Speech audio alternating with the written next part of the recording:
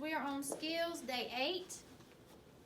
And this should be Thursday. So tomorrow is your spelling test. So these are your spelling words.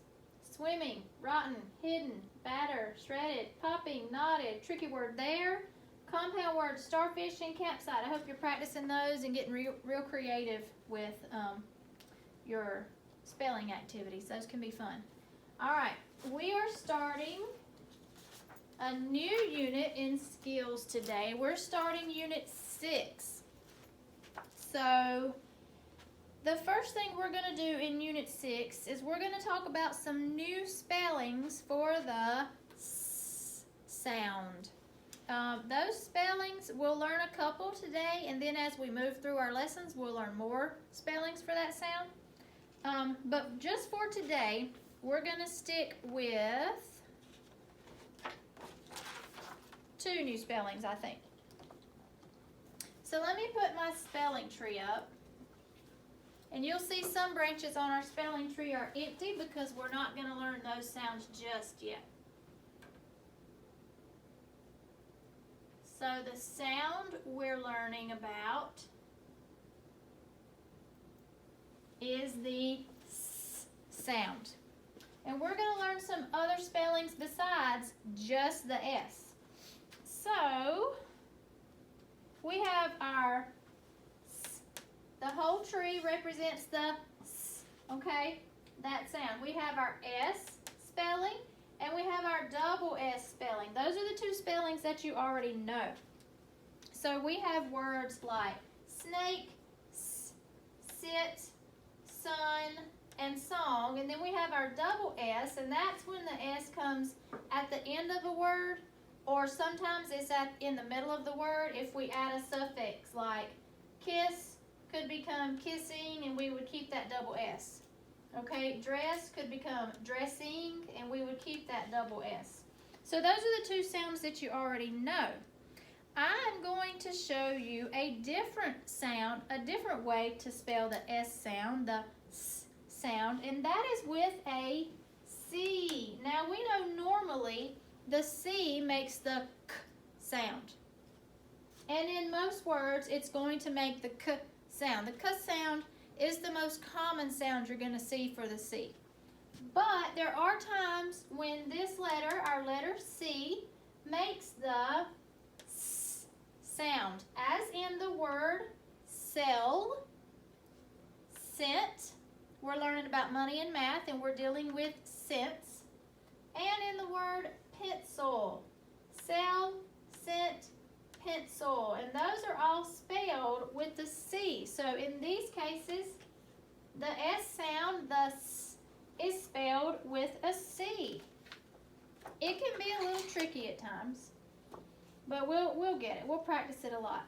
So whenever you see this spelling for S as a C on a worksheet or in our stories for the next few lessons, it's going to be printed in darker, bolder ink to remind you that that spelling is for the S sound. So there may be some words in your reader that have the C in it. If it's dark, if it's bold, it's going to make the S sound. And it's the same on your worksheets. If we're doing a worksheet and you see a C in a word and it's really dark or bold, it's going to make the S sound, okay? So let's go over our words really quick one more time. The S, snake, sit, sun, song. The double S, kiss, dress. And our new sound, well, our new letter spelling for the same sound, S, sell, scent, pencil. And we'll do some worksheets that will help us practice that. This is just an introduction to help you understand that we're going to see some new spellings for that same old sound, that same old S sound. Okay? All right, another thing we're going to do in Unit 6 is we're going to do a lot more writing. We're going to write first a personal narrative. So, as we did, I think it was Unit 4, definitely Unit 5, we started learning how to plan and draft and edit our writing. And we've practiced that. We have planned a draft, we've drafted, and then we went back on our draft and edited our work, and editing just means we go back and fix our mistakes, and we make a final draft that's supposed to be as perfect as we can get it. So you read the personal narrative, Kate's book in Unit 5. Our reader, Kate's book was a personal narrative. It was Kate telling us about the adventures that she had over the summer with her Nan. Kate's book is a personal narrative because it is a story that Kate wrote about something that happened to her. A narrative is a story, and a personal narrative means the story is about something that happened to you. A personal narrative describes something that really happened. So if I was to write a personal narrative, I would write something that actually happened to me. In the next few lessons, you're going to learn how to do that. And you're actually going to write a personal narrative that you can turn in to me that I can read. And it can be anything you want to tell me about. Maybe I lost my first tooth, or the worst day ever, or the best day ever, the best vacation I've ever had. You can get really creative with that. All right, so you don't have this worksheet, so you're going to just have to follow along with me. You don't have this one, but that's okay. You can follow along. This is a personal narrative. It's called In the Cave. All right. When I went to visit with Nan, I was sad. I missed Mom and Dad. But Nan cheered me up and made things fun. Nan took me on hikes. The land I saw in the west was not at all like the land I am used to. Where I am from, things are green in the summer, and there are lots of trees. In the west, there are hills and red rocks, but not a lot of trees. In some spots, you can hike for a mile and not see one tree. Once, Nan and I were on a hike when it started to storm. Nan and I went into a cave so that we would not get wet. As we were standing there, I saw something shimmer in the dark. Nan, I said, pointing at the spot, "What's that?" "Well," said Nan, "let's have a look." We looked and saw something stuck in a crack in the rock. I grabbed it. "It's a coin," I said. "Well, I'll be," said Nan. I said, "What sort of coin is it?" Nan said, "I can't tell. It looks like it could be made of silver." Then she said, "I have a pal, Jack, who is an expert on coins. We can bring it to him tomorrow, and he will tell us what sort of coin it is." I dropped the coin in my pocket, and we went on with our hike. So this is a personal narrative written by Kate about something that happened to her. So that's kind of what you're going to do. You're going to follow this kind of guideline, and you're going to write a personal narrative about something that happened to you. Now, a narrative is different from a fictional story because it's not made up. It contains a lot of the same elements as a fictional story, but it's not fictional, it's not fake, it's real. So, when you get ready to write your personal narrative, there are some questions you're going to ask yourself. Before you start writing, there are a few things that you need to start with. So some of the similar things that a personal narrative has with a fictional tale is they both have a title, they both have a setting, which is where the story takes place, they have characters who do things, and there's a plot with a beginning, a middle, and an end. So that's how they're similar. The good stories will answer these 5 questions. So a really good personal narrative will answer these 5 questions. Who, what, where, when, and why. Who is the question about the stories, about the characters in the story. What is a question about the plot of the story, which is the beginning, the middle, and the end? It's what happens. Where, it answers the question, where does the story take place? So you have a setting, which is where your story takes place. When, that's our fourth question. This question asks about the time of the story. Is it early morning? Is it last year? Is it wintertime or summertime? And why? And this question gives the reason for the character's actions. Why did the main character do what they did? Or why did someone else in the story do what they did? So when you write your narrative, you want to try to answer those questions. Who are the characters? What happened, which is the plot, the beginning, the middle, and the end? Where did it happen, which is the setting? Are you at a park? Are you at home? When did it happen? Is it early in the morning, late in the afternoon? Is it winter, summer? And why? Why did so-and-so do this or do that? Okay. Those are good questions to ask yourself when you're writing your narrative.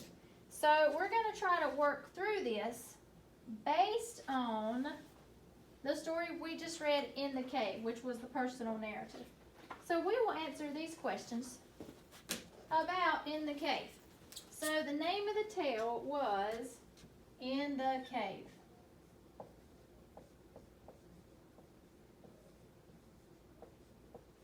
You don't have this worksheet either. I'm just helping you work through it so that when you get ready to write your personal narrative, you'll kind of know if you can start with this would be your plan, then you'll write your personal narrative based on your information, okay? Who? Kate and Nan.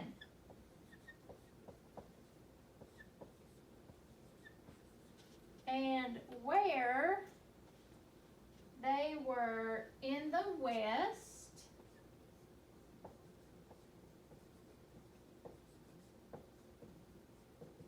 In a cave. And when? In the summer. The tale starts with Kate telling us why her trip was fun. So Kate tells us why her trip was fun. Next in the tale, Kate tells about going into the cave and finding a coin. So Kate tells about finding a coin in a cave. And at the end, Kate and Nan decide to take the coin to a coin expert. Kate and Nan decide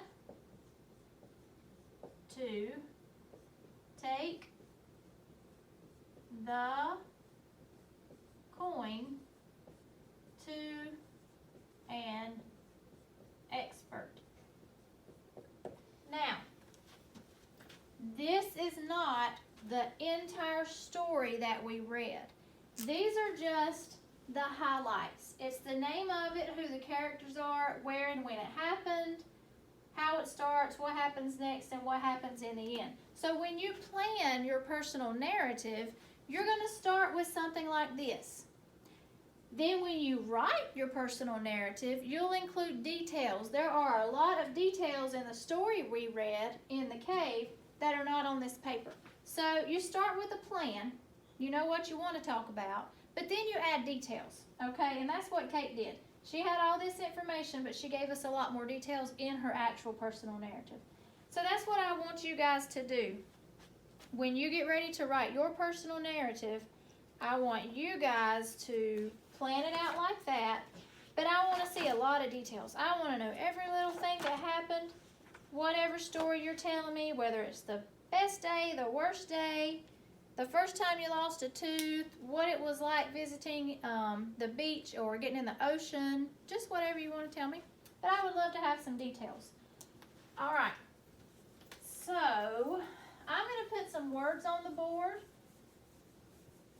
And they should, some of them are on your lesson plans. These are our newly decodable words with our new sound. We learned that the C can make the S sound. So these are our newly decodable words. Center, sense, choices, chances, concept, dancing, percent, princess, process, voices. These are our change that we would have worked on in class. Bouncing, dancing, fencing, and glancing, princess, and process. And these are the phrases and sentences that we could now read.